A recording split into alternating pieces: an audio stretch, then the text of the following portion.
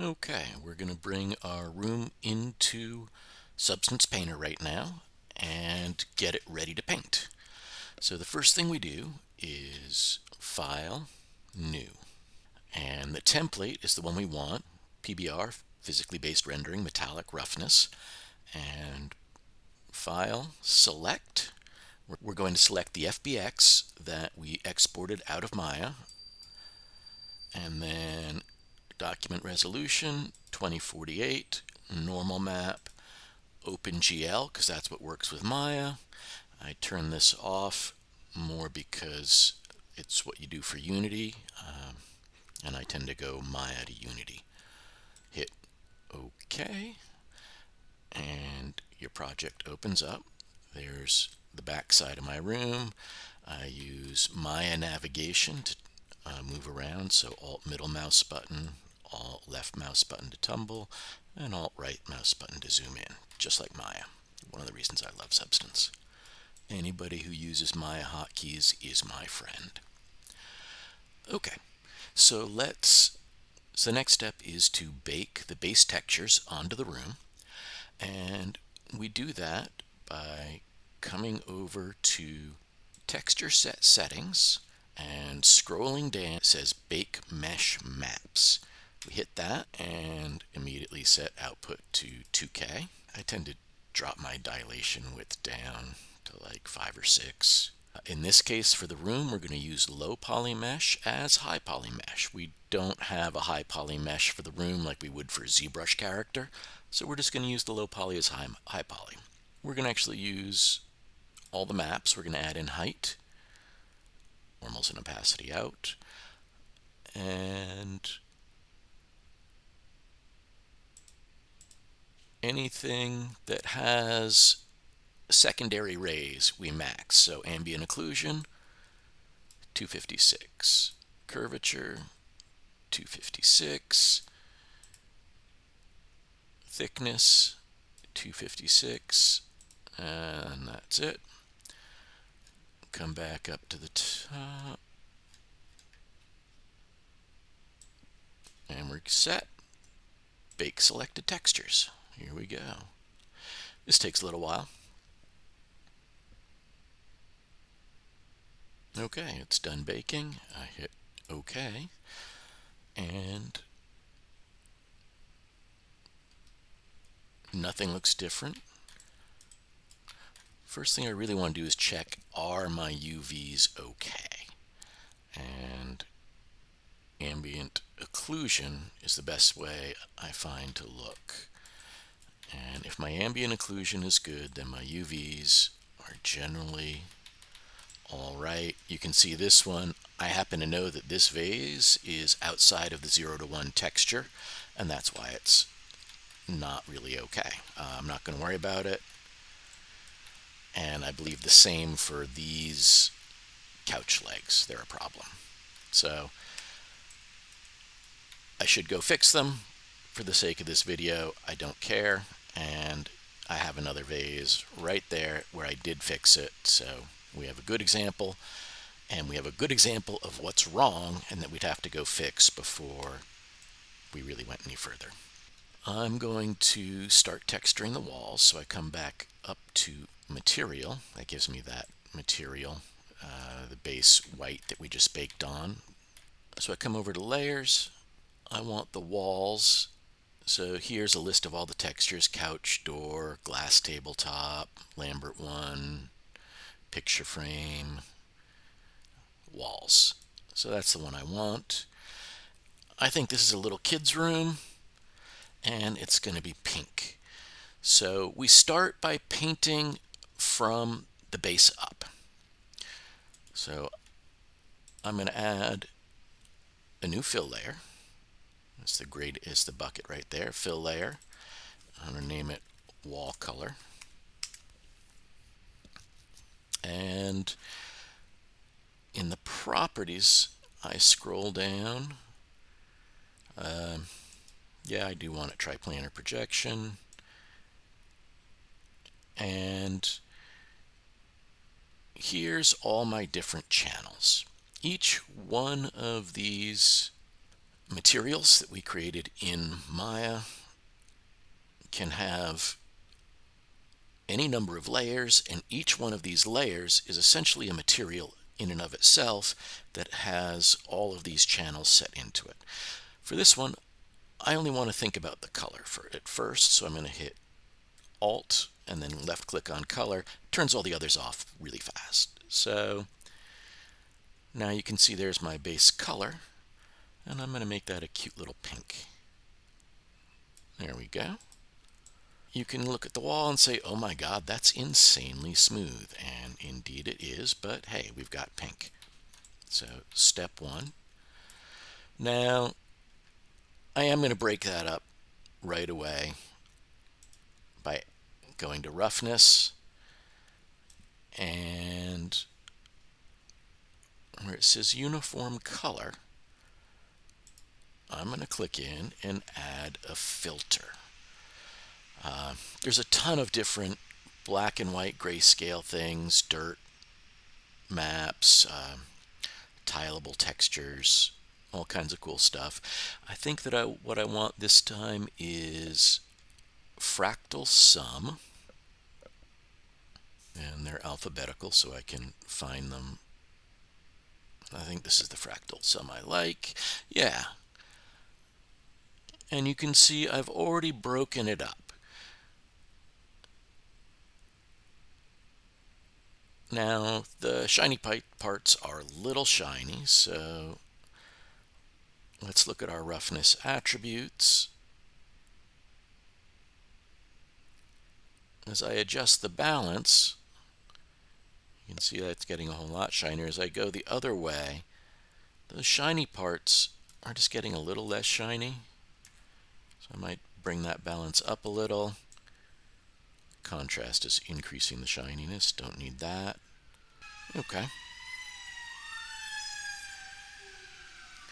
So that gives us step one of breaking up that smooth sheen. And now we want to add height. I like to do this in another layer. I'm going to add a layer, and I'm going to add another fill layer. And I'm going to name this wall height. And this time, I just want the height map. So Alt click on that, and I come down to height. And right now, here, height is set to 0. It's not going up, it's not going down. And I'm going to bring that up, I'm guessing about there. That should give me a pretty exaggerated beginning, and then I'll change it. Then I come up, and I'm going to mask that out completely. So I right click, add black mask. And now I right click on the mask, and I'm going to say add fill again. And I'm going to use a procedural texture as a mask that's going to allow that height to show through. So this mask is going to control the height map. So I click on this new fill and triplanar projection.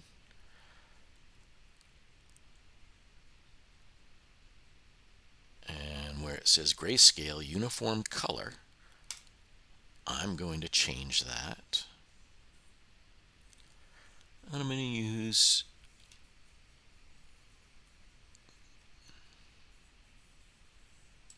let's try spots. Why not? Black and white spots. Okay. Might be a little too lumpy there to be paint.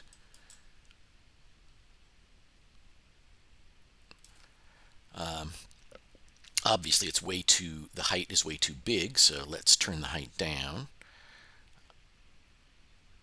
And we do that up in the initial material.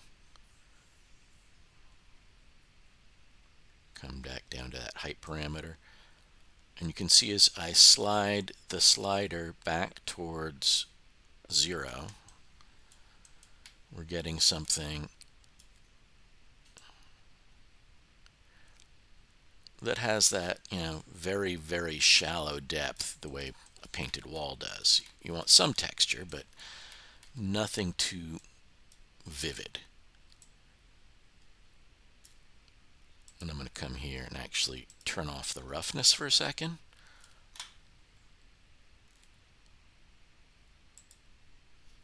And that gives me a clear idea of the height. That might be interesting for a really old plaster wall, one that's been around 30 or 40 years. Okay, right about there. Pretty subtle. And now let's see what happens when we bring the roughness back in. Or actually, before we do that, let's add roughness into our wall height layer as well. So we can have two different layerings of roughness on the two different layers. Let's find a different fractal sum.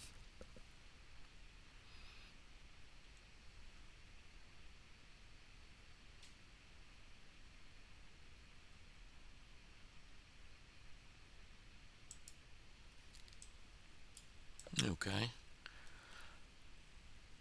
And I like that combination of roughness and height map here, and then when I combine it with the roughness and the height map here, that adds for a nice, interesting look. Have to reframe, and maybe that's still a little too shiny. Come back to wall color.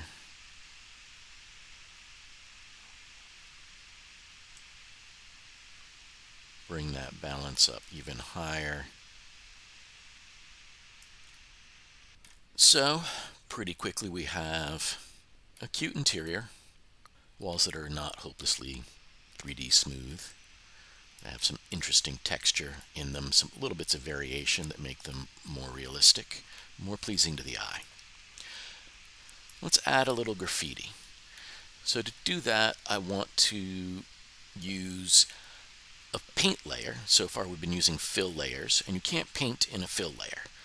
So I click on this brush, and that gives me a new paint layer.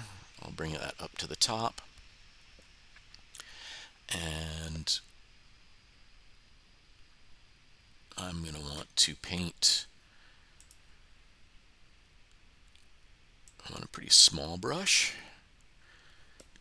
And I want, instead of a smooth brush, I want something a little more sketchy. I'm going to just raise this properties up because it's really too small right there. No, I don't want to dock it. I said, don't dock. The properties paint is the first, the properties panel is the first thing that goes on a second monitor if I have one available.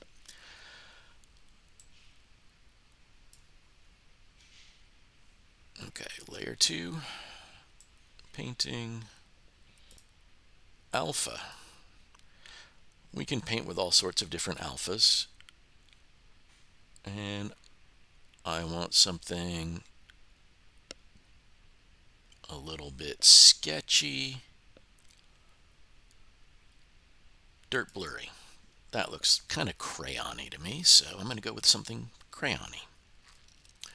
I want that alpha, and I'm going to make this kind of a red crayon maybe. And I think it's a little kid writing on the wall. And maybe that's too big, so undo a little, make it even smaller for my brush. That's way too small. Control right mouse button, and I'll try that. I love mom, me,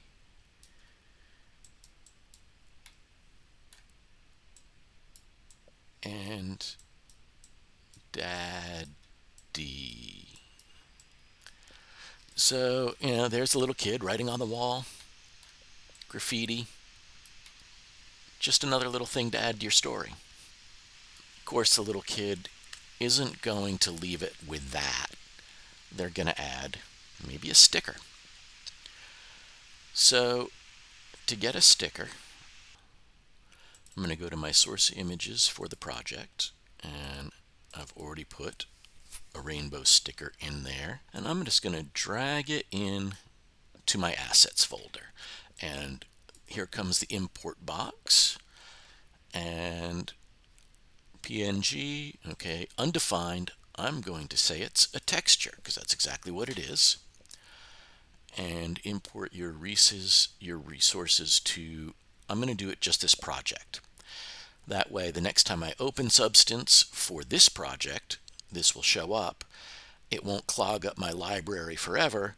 And if I put it current session, well, I'll have to re-import it every time I want to use it. And if I'm using this project for a while, that gets really annoying. So project, import,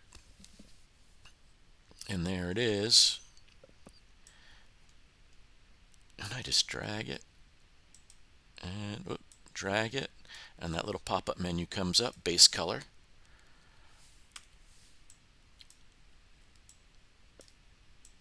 Scale it down.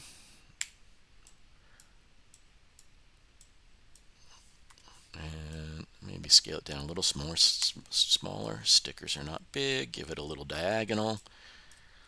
And let's see, I want to make sure it's right on that wall.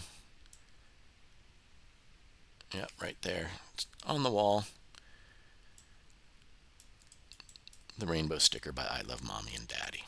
So there we have some cute walls for the nightmare little kid who likes to write on the walls and leave stickers. Cool. Let's look at an entirely different style of wall. I want to do a brick wall, and if I were to do an accent wall, so say I wanted to do this interior wall by the window as just bricks.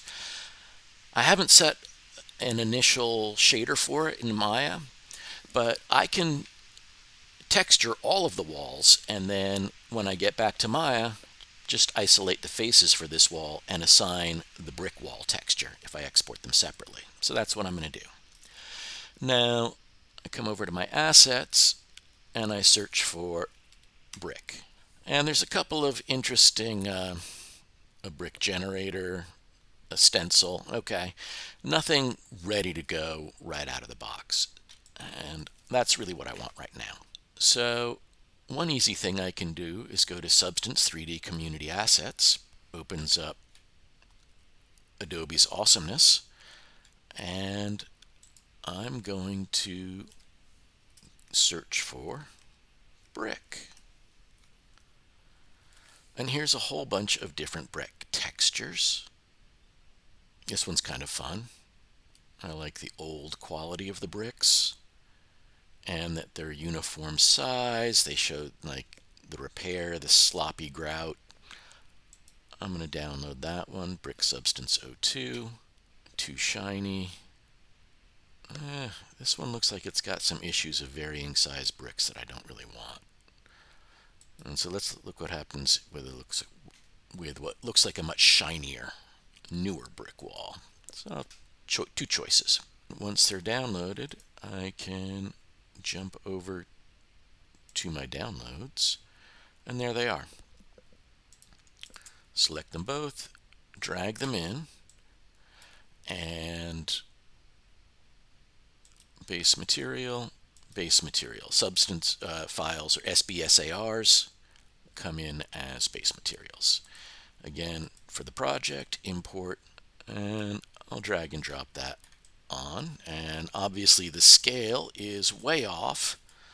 The grout's not great, but maybe when we make it smaller, it will be more okay. Before I go any further with the bricks, I want to just deal with the cleaning up this wall option for a second. So I'm going to go to the top layer there and create a new folder, and I'm going to call that Kids Wall.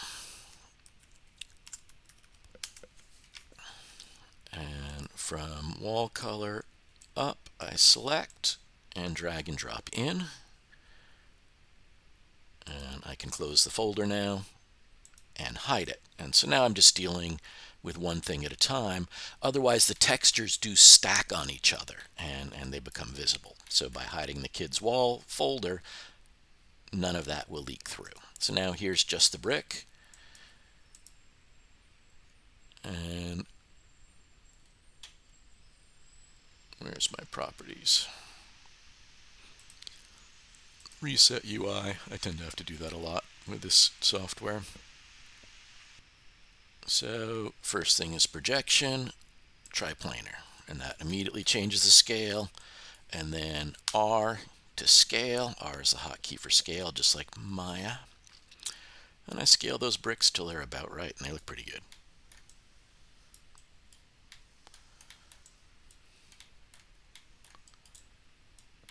Okay, not too bad. At this scale, let's see if I can slide it over so that edge is smack on. Because really it's just that wall that I want. And how's the other one? That's pretty good. I like that. So got lucky scaling it right to there. And again, I'm just going to end up using this one wall.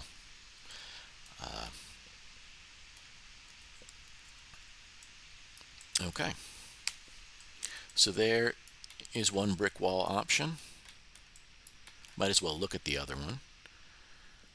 So I'll drag it on. And now you can see I dragged one on top of the other. And it's kind of a cool effect that I'm getting one brick wall through the other, but it's obviously not what I want, so I'm going to hide that first brick wall.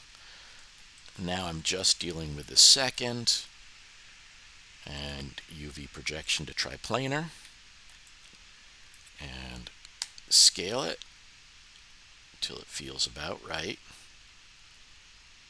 And that looks also pretty darn good. This one feels a little more gritty, kind of a little more New York loft feel to it. I think it's a little too small. And this time I'm going to see if I can get that brick to line up at the top of the window. I didn't think about that with the other one. I would probably have to fix it. And I'm not too worried about it because I know I'm going to use those pink walls when I get to Maya for this section, so that would just come over it, over the bricks, like plaster drywall being framed over the brick. So it doesn't have to be perfect there because of how construction techniques would work. So there's my other brick wall, simple and done. So now I've got all sorts of choices from pretty in pink to old brick or new brick. And I'm going to turn all my walls off, and I'm going to look at a third wall type. I'm going to import another one from my download. So I go to File. I could drag and drop, but Import Resources works as well. Brings up that same little folder we were looking at before. Downloads. And I'm looking for stone wall. Okay, stone wall. Base material. Project. Import. Drag and drop it right on. Cool. UV to triplanar. And scale it some. So that could be sort of a brick as well, but I think I want a little bigger. A little more blockiness. Now this is great, but there is a problem when we look at the corners. And this needs a grout layer between these bricks or these stones because these edges just look like crap. So we got to fix that. And we're going to do that with masks. So I'm going to hide my stone wall, and I'm going to find something that I think would work as grout. And to do that, I'm going to look for concrete. Not grout, actually mortar, but let's see. Bare. Clean is way too clean. Dusty. Bare looks pretty good. Yeah, it's got some of the grunge I need to be able to be between those two walls. Or to be between the stone walls. So, try planer.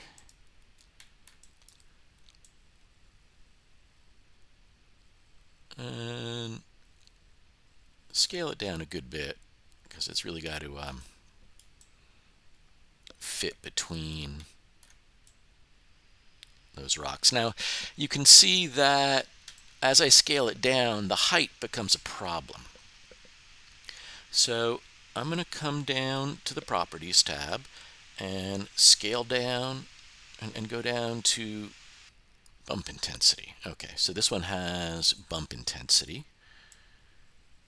And you can see as I turn that bump intensity down, that wall really flattened. Obviously that's too much. So try it about like that to give it just some of that feeling, but not as much as it was. And okay, yeah, height range, there we go. That's the other one I was looking for. So I'm going to bring the bump intensity back up, but bring the height range down. Okay. That's pretty good. Might even scale it a little more. Okay. I like that. I scaled too much. It's starting to look repetitive. There, that's better.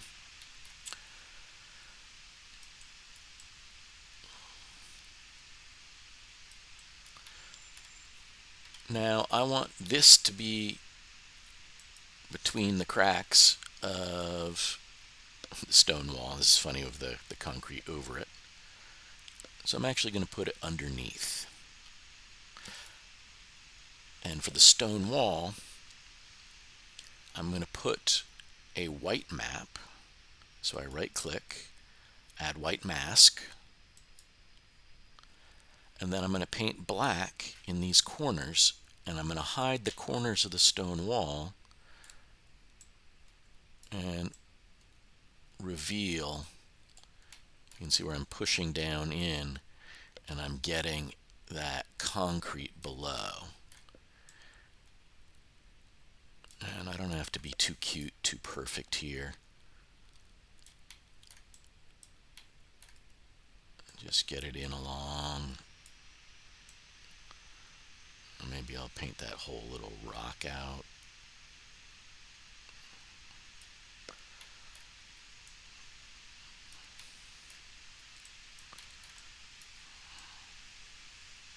Some of these places where the mortar goes in between the bricks, maybe I'll paint into that a little more.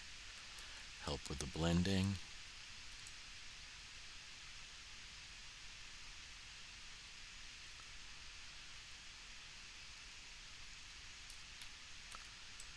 Okay, keep painting up.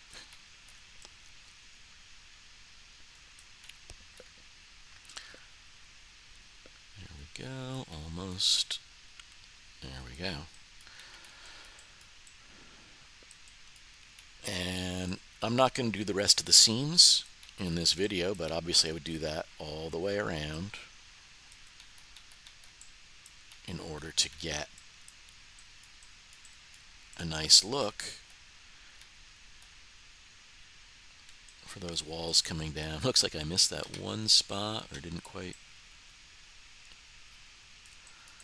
get it. And if it's a little too light, that one seam may be a little too light. So I'm going to come to my concrete bare, which is what's been revealed. And let's see what I can do.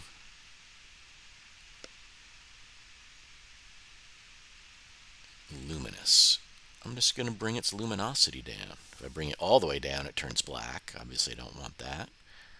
But there, from 0.5 to 0.4, just it doesn't stand out now. It just kind of blends in that corner. Nice. Okay, so you can see really quickly we've got three types of walls. We have our stone wall, and maybe I'll make a new folder, name it stone wall. And I'm doing this because I've got so many different kinds of walls, so I can just drag those in, click on the folder to close it, and instead of having to do both layers, I can just do one at a one kind of brick, another kind of brick, and my cute little kid's wall with the graffiti.